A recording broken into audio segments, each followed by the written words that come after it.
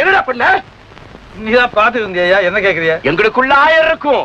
இந்த பேட்டையில ஏன் அதிகாரத்துக்கு விரோதமா வாலாட்டுறியா? அது காரமா? யோ, இந்த சட்னி இருக்க அந்த காரம் அளவோட இருந்தா தான் நாக்கு ருசியா இருக்கும். காரமா போயிடுச்சுதான் நாக்கே குடிச்சு வைக்கணும், தெரியுமா? அது போலத்தான் உன்னை போல அக்கிரமா இருக்காங்கிட்ட அதிகமான அதிகாரம் இருந்தா நாடே அவ்வளவுதான். க்ளோஸ்.